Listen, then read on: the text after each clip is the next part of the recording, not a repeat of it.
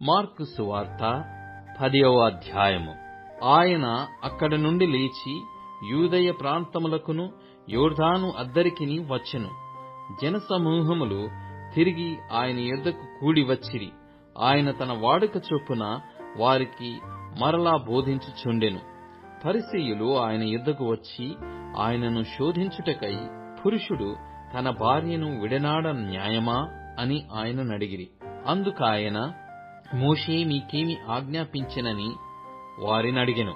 వారు పరిత్యాగ పత్రిక వ్రాయించి ఆమెను విడనాడవలెనని మోషే సెలవిచ్చెనని చెప్పగా, యేసు, మీ హృదయ కాఠిన్యమును బట్టి అతడి ఈ ఆజ్ఞ మీకు వ్రాసి ఇచ్చెను గాని, సృష్టి ఆది నుండి దేవుడు వారిని పురుషునిగాను స్త్రీనిగాను కలగజేసెను. ఈ హేతువు చేత పురుషుడు తన తల్లిదండ్రులను విడిచిపెట్టి తన భార్యను హత్తుకొనును, వారిద్దరూ ఏక శరీరముగా నుందురు. కాబట్టి దేవుడు జతపరిచిన వారిని మనుష్యుడు వేరుపరచకూడదని వారితో చెప్పెను. ఇంటికి వచ్చి శిష్యులు ఈ సంగతిని గూర్చి ఆయనను మరలా నడిగిరి. అందుకాయన, తన భార్యను విడనాడి మరియొకతను పెళ్లి చేసుకొనువాడు తాను విడనాడిన ఆమె విషయమై వ్యభిచరించువాడగును. మరియు స్త్రీ తన పురుషుని విడనాడి మరియొకని పెళ్లి చేసుకొనిన ఎడల ఆమె వ్యభిచరించున్నదని అగునని వారితో చెప్పెను. తమ చిన్న బిడ్డలను ముట్టవలెనని కొందరు ఆయన యొద్దకు వారిని తీసుకుని వచ్చిరి. అయితే శిష్యులు వారిని తీసుకొని వచ్చిన వారిని గద్దించిరి. యేసు అది చూచి కోపపడి, చిన్న బిడ్డలను నా యొద్దకు రానియుడి, వారి నాటకపరచవద్దు. దేవుని రాజ్యము ఇలాంటి వారిదే. చిన్న బిడ్డవలే దేవుని రాజ్యమును అంగీకరింపనివాడు అందులో ఎంతమాత్రమును ప్రవేశింపడని మీతో నిశ్చయముగా చెప్పుచున్నానని చెప్పి, ఆ బిడ్డలను ఎత్తి కౌగలించుకొని వారి మీద చేతులుంచి ఆశీర్వదించెను. ఆయన బయలుదేరి మార్గమున పోవుచుండగా ఒకడు పరిగెత్తుకుని వచ్చి ఆయన ఎదుట మోకాళ్ళుని, సద్బోధకుడా, నిత్య జీవమునకు వారసుడనగుటకు నేనేమి చేయుదనని ఆయననడిగెను. యేసు, నన్ను సత్పురుషుడని ఏల చెప్పుచున్నావు? దేవుడొక్కడే గాని మరి ఎవడునూ సత్పురుషుడు కాడు.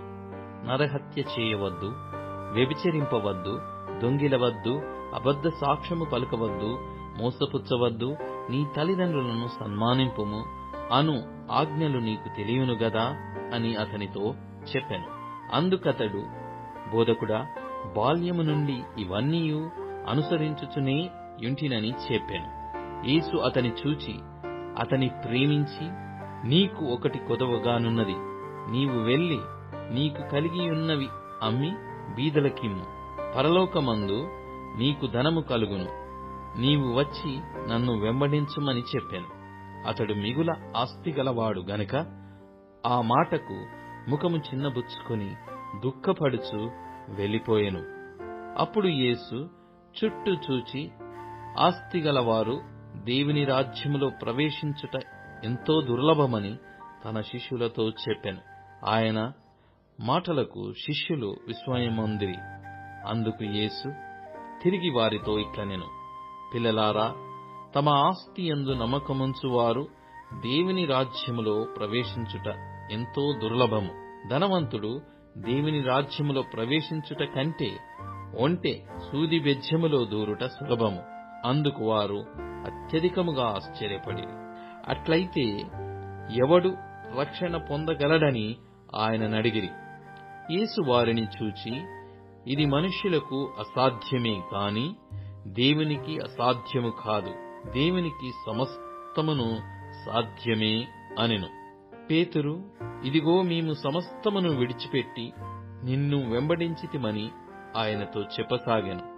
అందుకు యేసు ఇట్లనెను, నా నిమిత్తమును సువార్త నిమిత్తమును ఇంటినైనను, అన్నదమ్ములనైనను, అక్క చెల్లెండ్రనైనను, తల్లిదండ్రులనైనను, పిల్లలనైనను, భూములనైనను విడిచినవాడు ఇప్పుడు ఇహమందు హింసలతో పాటు నూరంతలుగా ఇండ్లను, అన్నదమ్ములను, అక్క చెల్లెండ్రను, తల్లులను, పిల్లలను, భూములను, రాబో లోకమందు నిత్య జీవమును పొందునని మీతో నిశ్చయముగా చెప్పుచున్నాను.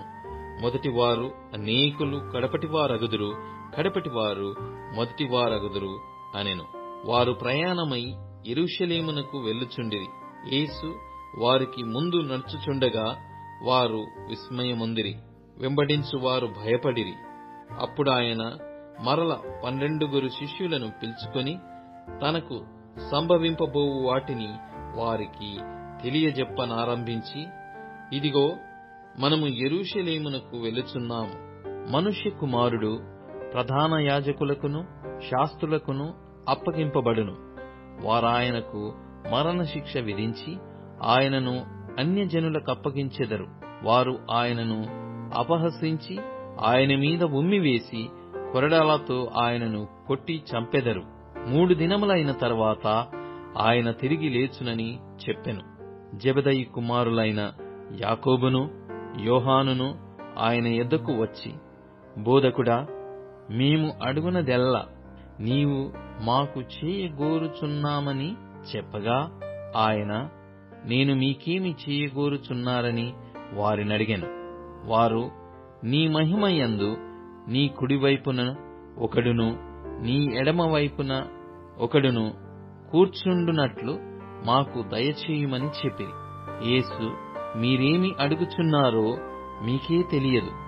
నేను త్రాగుచున్న గిన్నెలోనిది త్రాగుటయైనను, నేను పొందుచున్న బాప్తిస్మము పొందుటయైనను మీ చేత అగునా అని వారినడగగా, వారు మా చేత అగుననిరి.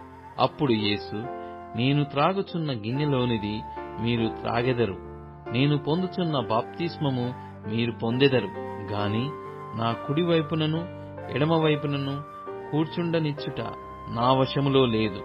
అది ఎవరికి సిద్ధపరచబడెనో వారికే దొరుకునని వారితో చెప్పెను. తక్కిన 10 శిష్యులు ఆ మాట విని యాకోబు యోహానుల మీద కోపపడసాగిరి. యేసు వారిని తన యొద్దకు పిలిచి వారితో ఇట్లనెను, అన్యజనములలో అధికారులని ఎంచబడిన వారు వారి మీద ప్రభుత్వము చేయుదురు. వారిలో గొప్పవారు వారి మీద అధికారము చేయుదురని మీకు తెలియను. మీలో అలాగుండకూడదు.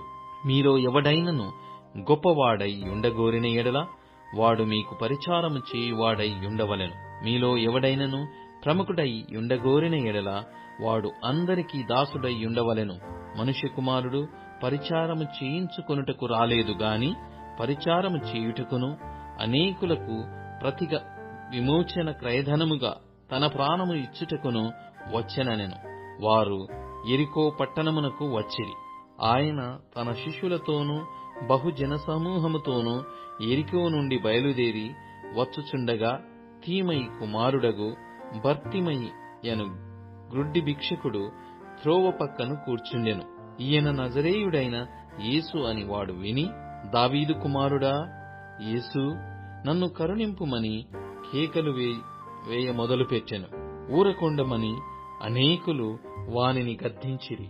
గాని వాడు, దావీదు కుమారుడా, నన్ను కనికరింపుమని మరి ఎక్కువగా కేకలు వేసెను.